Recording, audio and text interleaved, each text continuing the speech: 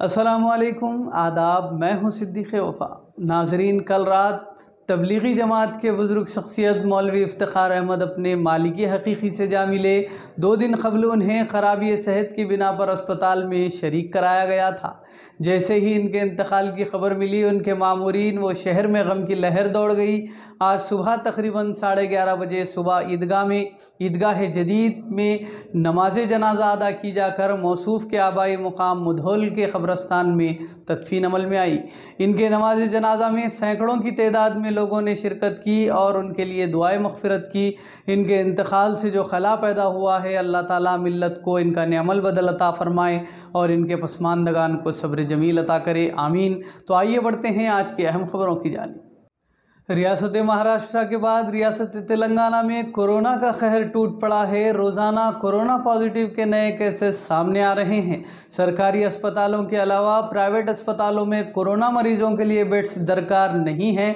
मुख्तलिफ सियासी पार्टियों की जानिब से वज़ीर आला KCR और रियासती हुकूमत पर दबाव बनाया जा रहा है कि रियासती हुकूमत इस महामारी से निपटने के लिए मेडिकल इमरजेंसी नाफिज करे ताकि कोरोना की चेन को तोड़ा जा सके। रियासती हुकूमत के ज़रिए कोरोना वबा से निपटने के लिए आला सतही इजलास गुज़िश्ता दिनों मुनक़्क़िद हुए। उम्मीद की जा रही थी कि हुकूमत कम अज़ कम नाइट कर्फ्यू नाफिज कर सकती है।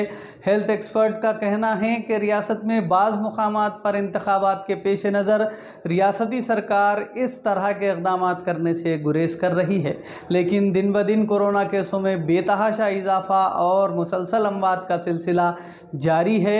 शुमाली रियासतों में अमवात के बाद रियासत तेलंगाना में भी अब महफूज नहीं है। ऐसे में रियासती हुकूमत इस वबा से निपटने के लिए नाकाम नज़र आ रही है। तमाम तर जिम्मेदारी आवाम के कंधों पर डाल दी गई है, जबकि हुकूमत कोरोना वैक्सीन की सरबराही में नाकाम हो चुकी है और कोविड सेंटर्स में खातिर खा इजाफा नहीं किया गया। जब शुमाली रियासतों के आंकड़ों से रियासत हुकूमत बाखबर थी, तो क्यों सरकार ने पहले ठोस इक़दामात नहीं किए? ये एक बहुत बड़ा सवाल है। सरकारी अस्पतालों में हालात बहुत ख़राब हैं। डॉक्टर्स हैं तो ऑक्सीजन सिलेंडर्स नहीं, और अगर ऑक्सीजन है तो कोरोना की दवाई का ज़ख़ीरा हुकूमत के पास नहीं है। प्राइवेट अस्पतालों में तो ऐसा माहौल, जैसे ही कोरोना मरीज़ को शरीक किया जाता है, वहाँ से अस्पताल इंतज़ामिया की लूट मार शुरू हो जाती है। बावजूद इसके मरीज़ पायाब बहुत कम हो रहे हैं और अमवात बहुत ज़्यादा। ऐसे में MI चैनल तमाम आवाम से अपील करता है कि वो कोरोना से बचने के लिए एहतियाती तदाबीर पर सख्ती से अमल करें। माह रमज़ान में समाजी दूरी का ख़ास ख्याल रखें। याद रखें, सरकार के लिए आप सिर्फ आदाद हो सकते हैं, लेकिन आप के ख़ानदान के लिए आपकी ज़िंदगी बहुत अहमियत रखती है। इबादत के दौरान मार्केट में दिगर मुकामात पर एहतियात नहीं बरती जा रही है।